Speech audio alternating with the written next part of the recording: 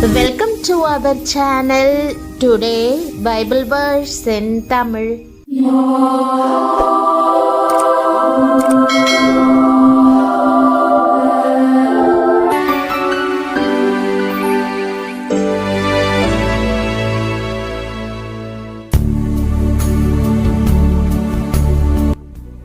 இன்றைய வசனம் மத்தேயு 5ஆம் அதிகாரம் 6ஆம் வசனம். கிறிஸ்துவுக்குள் பிரியமானவர்களே, நம்முடைய ஆண்டவரும் இரட்சகருமான இயேசு கிறிஸ்துவின் வல்லமையுள்ள நாமத்தில் உங்களை வாழ்த்துகிறேன். நாம் பெற்றுக்கொள்கிறவற்றினால் அல்ல, அப்பமும் ஜீவ தண்ணீருமாக நம்மை நிரப்பும் இயேசுவினாலேயே மெய்யான திருப்தியை காண்கிறோம். பிரியமானவர்களே, இன்றைக்கு நீதியின் மேல் பசித்தாகமுள்ளவர்கள் பாக்கியவான்கள், அவர்கள் திருப்தி அடைவார்கள் என்ற வசனத்தை நாம் தியானிப்போம்.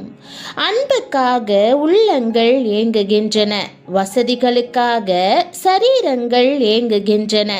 ஆனால் நீதியின் மேல் பசித்தாகமுள்ள ஆத்துமாக்களே பாக்கியமானவைகள். இயேசு மலை பிரசங்கத்தை செய்த போது இரவு பகல் 3 நாட்களாக 5000 பேருக்கு மேற்பட்டவர்கள் பசித்தாக மெதையும் பாராமல் அமர்ந்து கர்த்தருடைய வார்த்தைகளை கேட்டுக்கொண்டிருந்தார்கள். அந்த மக்களுக்கு சரீர பசியை பார்க்கிலும் கர்த்தருடைய வார்த்தையின் மேல் அதிக பசித்தாகம் இருந்தது. ஆகவே கர்த்தர் அவர்களுக்கு தொடர்ந்து போதிக்க சித்தமானார். பிரியமானவர்களே, உங்களுக்கு கர்த்தருடைய வார்த்தையின் மேல் பசித்தாகம் உண்டா? பசியானது ஜீவனுள்ளவர்களுக்கு ஒரு அடையாளம். மரித்தவர்களுக்கு பசி எடுப்பதில்லை, தாகம் வருவதும் இல்லை, அவர்கள் புசிப்பதும் இல்லை, உணவு அவர்களுக்கு அவசியமும் இல்லை. ஆனால் கிறிஸ்துவின் ஜீவனாகிய நித்திய ஜீவன் ஒருவனுக்கு இருக்குமானால் அவன் ஆத்துமாவில் நீதிக்கேற்ற பசி இருக்கும்.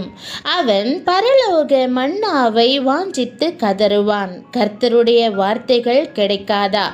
ஆவலோடு புசிப்பேனே. அந்த வார்த்தைகள் தேனிலும் தெளித்தேனிலும் மதுரமாய் இருக்குமே என்று ஏங்குவான்.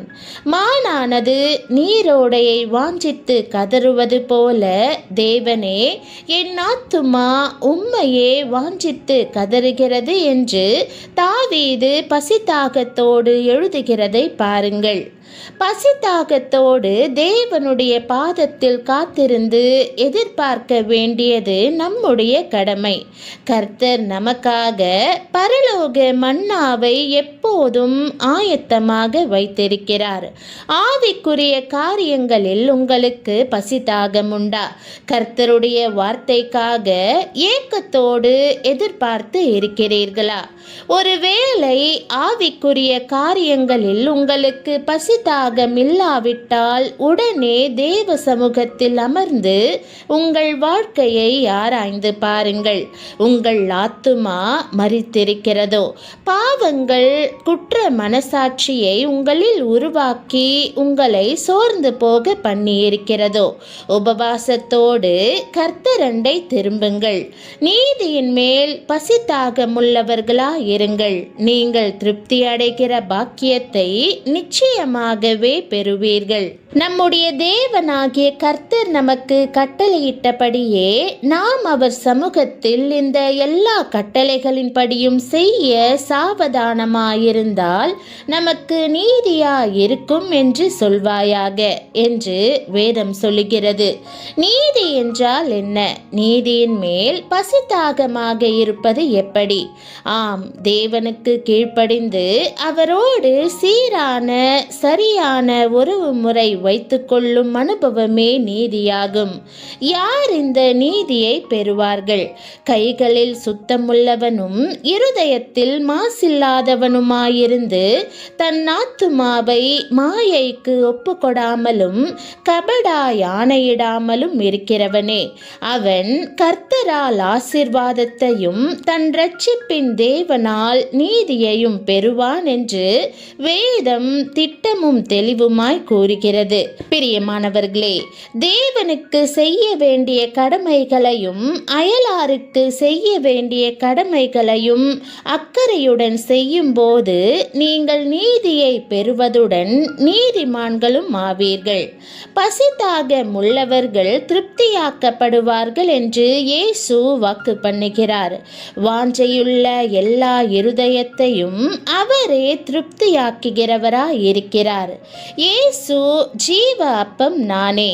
என்னிடத்தில் வருகிறவன் ஒரு காலும் பசியடையான். என்னிடத்தில் விசுவாசமாயிருக்கிறவன் ஒரு காலும் தாகமடையான் என்றும், நான் கொடுக்கும் தண்ணீரை குடிக்கிறவனுக்கோ ஒரு காலும் தாகமுண்டாகாது. நான் அவனுக்கு கொடுக்கும் தண்ணீர் அவனுக்குள்ளே நித்திய ஜீவகாலமாய் ஊறுகிற நீரூற்றாய் இருக்கும் என்றும் கூறியிருக்கிறார்.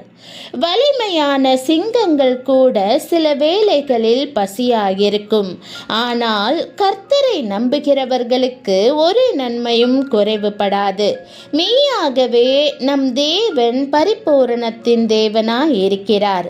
நிரப்பப்பட்டிருக்கும் பாத்திரம் ஒருபோதும் அசைக்கப்படாது. நீங்கள் இயேசுவின் பேரில் தீவிர வாஞ்சையாயிருக்கும் போதும் அவரை சார்ந்திருக்கும் போதும் எப்போதும் நிறைவாக உணர்வீர்கள். வேதம் தேவன் அதன் நடுவில் இருக்கிறார், அது அசையாது.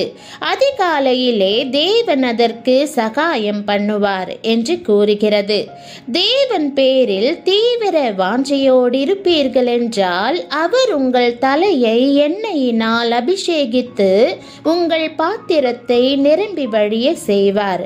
தாவீது இந்த பரிபூரணத்தை அனுபவித்தான்.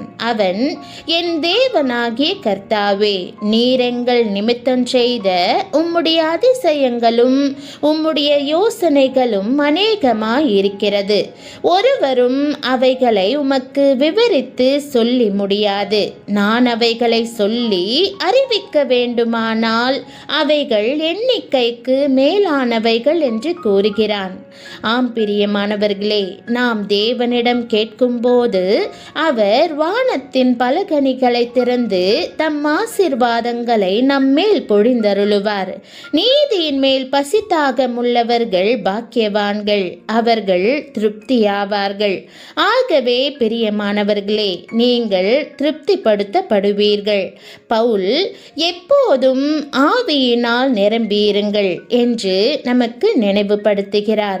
நீங்கள் தேவ ஆவியினால் நிரப்பப்பட்டிருக்கும் போது உபத்திரவத்தின் மத்தியிலும் கடினமான நேரங்களிலும் கூட ஆண்டவர் சந்தோஷமான ஆவியினால் உங்களை நிரப்புவார். பரிபூரணத்தின் தேவன் உங்களோடிருந்து தாங்கி பலப்படுத்துவதால் ஒருபோதும் நீங்கள் தனிமையாக உணரமாட்டீர்கள். கர்த்தரின் சந்தோஷமே உங்கள் பலனாய் இருக்கும். தேவ ஆவியினால் நிரம்பியிருக்கும் நீங்கள் ஆசிர்வதிக்கப்பட்டிருப்பீர்கள். இன்றும் ஆண்டவரை நோக்கி கூப்பிடுங்கள். அவரது தெய்வீக பரிபூரணத்திலும் நிரம்பி வழியும் சந்தோஷத்திலும் தினமும் வாழும்படி உங்களை அவரது ஆவியினால் நிரப்பும்படி கேளுங்கள்.